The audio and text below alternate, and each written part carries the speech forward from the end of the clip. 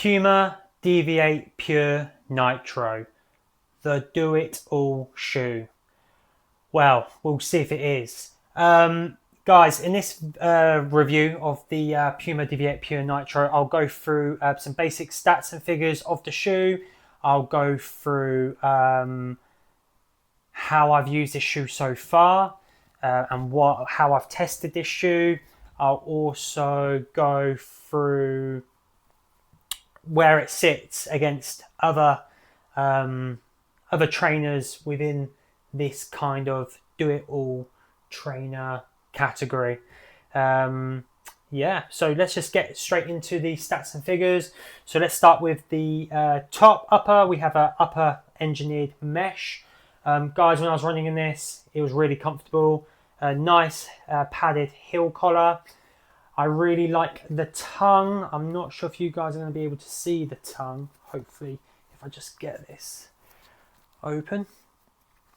It's like a nice sewn in tongue over here, if you can see. You can kind of see. But anyway, the tongue sits nicely on the foot, on top of the foot, which is nice. And the laces are spot on. Can't really complain about laces. They tie your shoe. They tie your shoe nice and firmly. They feel good quality anyway. And yeah, the weather here in the UK is very hot.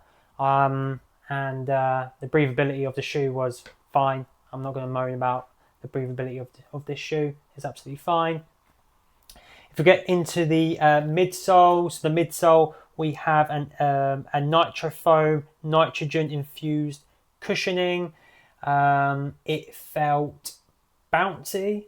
So when I did my little laps around the house before taking it out on the run, I noticed the difference in this foam compared to the foam that you'd get in the Puma Velocity Nitro 5, for example. This foam definitely felt bouncy at just jogging around the house and going out for my easy zone 1, zone 2 running. Yeah, it felt like a more cushioned shoe compared to the Puma Velocity Nitro 5. But I will get into that, and I'll get into my runs, how I got on with my runs in a minute. In terms of support, it's just a neutral regular shoe. The width of the shoe is absolutely fine. I think this is actually slightly wider than my Velocity. So if you have a wide foot, that will be good for you guys, I guess. I have a normal size foot, so I cannot complain there. And in terms of the weight, so in men's UK size 8, you look at 220 grams. In the stack, you have got 38 mils in the heel and 38 mils in the forefoot there. For an 8 mil drop, it feels really comfortable. Feels nice, comfortable. Feels like a neutral shoe. You don't have like an aggressive rocker in this shoe. You don't feel any form of rocker in this shoe. It just feels like a traditional trainer, to be honest. You have no plate, which is fantastic. I am an advocate. So just to give you a background on my training philosophy, I believe you should be using trainers. I don't believe you should be using race day shoes in your training. I believe you should be saving that for race day. You should be saving that special feeling for race day. I won 2 national titles in amateur boxing. And when I was boxing, I used to spar and train in 16 to 18 ounce gloves. And come fight night, we'd put on 10 ounce gloves. So when I remember putting those 10 ounce gloves on fight night, it just felt like I had nothing in my fist. It felt like I had nothing in my hands. I felt feather light come fight night. And that is because I put all my training was done in heavier gloves. No, they weren't fancy gloves or anything like that. They were nice and heavy. So come fight night, the gloves felt special, and I feel like that's what you should be doing with your running trainers as well. I believe you shouldn't be running anything fancy in your training. I think you should be saving that special feeling just to give you that extra percentage in your races, especially if you're not an elite runner. Save it, save the magic. Let me just go through this quickly. Also, guys, the colorway on this shoe, I mean, it's absolutely gorgeous. I mean, look at that creamy white, beigey color. Sorry, guys, I've had too much sun today, I think. But yeah, no, that's nice. That can go nicely with, well, a pair of black shorts, some nice white socks, lovely. And the price, just with the price. So this retails for 130 quid. I got this for £109 because I got this from Start Fitness, and Start Fitness have a summer sale, and I used their voucher to get about 20 quid off this trainer, off the Puma Deviate Pure Nitro. In terms of the Puma outsole, the Puma grip, it's definitely not as good as the Puma Velocity lineup and the Puma Magnify lineup. Already, I've put about 14 miles in this. I have put 14 miles in this shoe, and I already can see a little bit of wear in the shoe, in the trainer, compared to something like my Velocity, something like my Puma Magnify, where I've done about 60 miles now in my Puma Velocity Nitro 5s, and you look at the rubber on those and it looks like I haven't touched it, whereas with these it's definitely worn. But if you want to find out what I think about the Puma Velocity Nitro 5s, go watch that video, and so you'll understand what I believe that shoe's use case is for everyday mileage. Whereas this is slightly different. This shoe will do it all. It's a do-it-all shoe. So how did I test this shoe? So how did I test the Puma Deviate Pure Nitro? So I took it out so firstly, on Wednesday night, I raced a 5K, not in this shoe. I raced a 5K. I came in 8th place in 16 minutes, 36 seconds. So I had this shoe delivered on the Wednesday morning. So I wanted to test it on the Thursday when I had some tired legs, I'm not going to lie. Long day at work. The race was hot as well. So anyway, I took this out on the Thursday for a nice easy run. Only went for 4 miles just to keep the legs ticking. And it was really bouncy. I actually had to slow myself down. I'm not sure if it was muscle memory from the 5K of just turning your legs over quickly.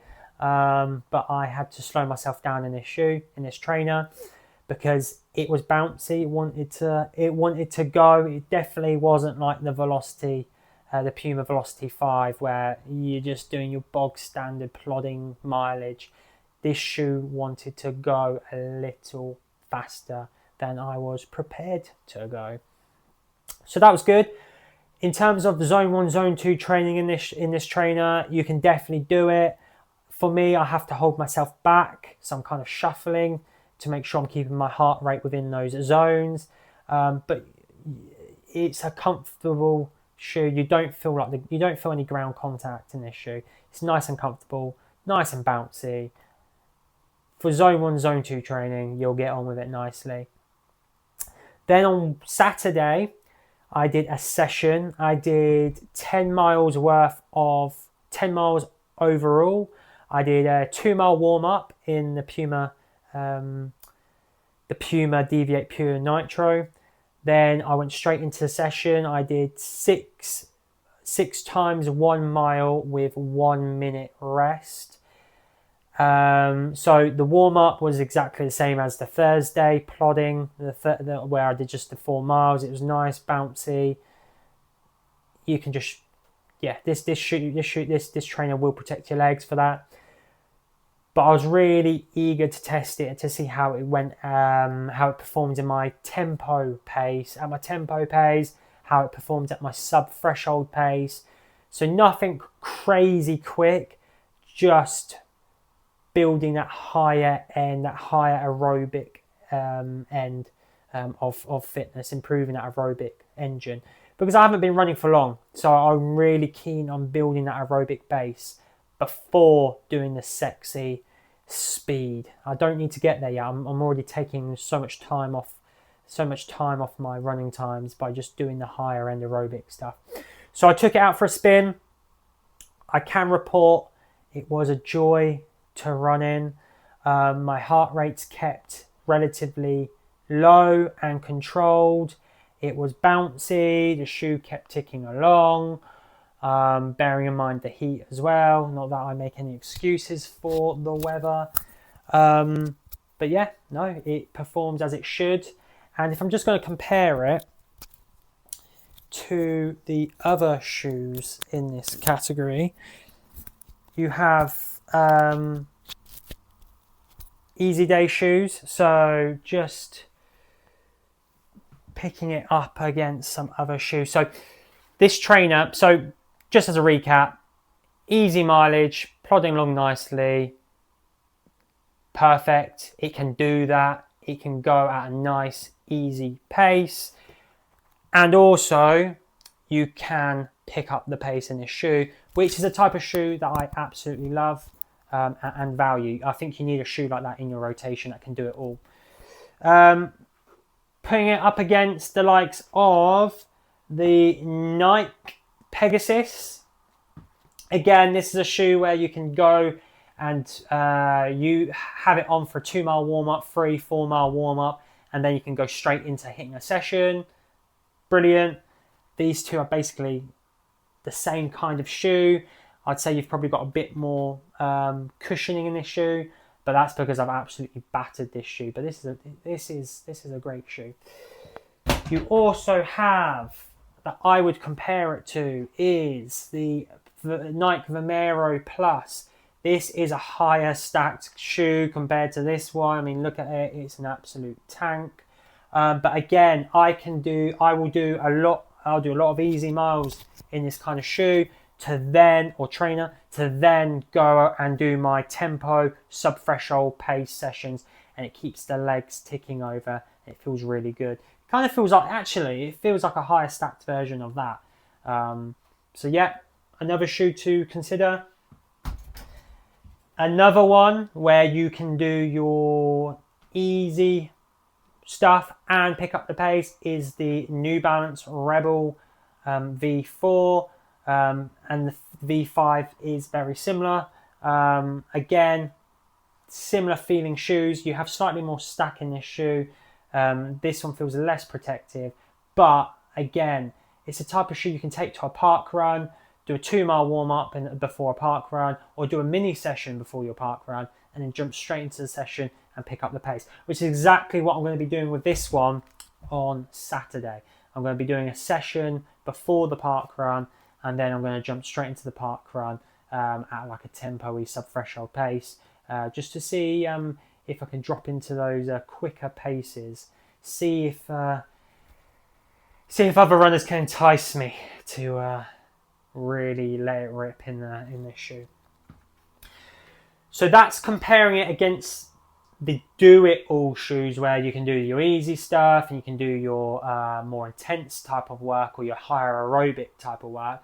If I was going to compare it to something like shoes where I would only use for speed day, you have the Nike Zoomfly 5, which has a type of plate in it, like a plastic plate. Again, I would not use this for easy running, but I would use this for easy running. So it's just depending on your rotation, depends on your budget. If you haven't got a large budget, or you just don't want to buy too many shoes, which is it's understandable, to be honest. You might as well get something like the Puma Pure over something more specific, session specific, like the Nike Zoomfly 6. Also staying within that higher tempo section, you have the Adidas Evo SL, which gets a lot of hype, as you know. I absolutely love this colorway as well. A lot of people do use this for their easy stuff. Me personally, I wouldn't touch it for easy stuff. You have a premium foam in the Light Strike Pro. You have Light Strike Pro foam. It's a race day foam. I only reserve this for tempo days, threshold days. I wouldn't use this for easy stuff, but it is a shoe, to be fair, where you can go and do your warm up in it as well. Very similar to this. The difference is you have a bit of a rocker in this shoe, hence why I don't like using it for easy runs. Whereas this, the Puma Deviate Pure Nitro, what a mouthful, doesn't have a rocker. So it's a neutral shoe. It doesn't force you to do anything you don't want. At the moment, it's just very bouncy because I haven't put about 40 miles in it. But as soon as I start to pound the pavements, that foam will probably get less springy, I guess. But yeah, guys, is this a shoe you need? No, it's not a shoe. You don't need many shoes, to be honest. However, if you are considering a shoe where you can make one purchase, do your easy stuff in it, do your tempo sessions, your sub-threshold sessions, I would consider the Puma Deviate Pure Nitro. Okay, guys, that's a wrap. If you have any questions about the shoe, please just put your comments in the comments section, and I will do my best to get them answered. But yeah, that's it. Guys, if you could please do subscribe, comment, and like. I would really appreciate it. And I'll see you on the next one. Thank you, guys.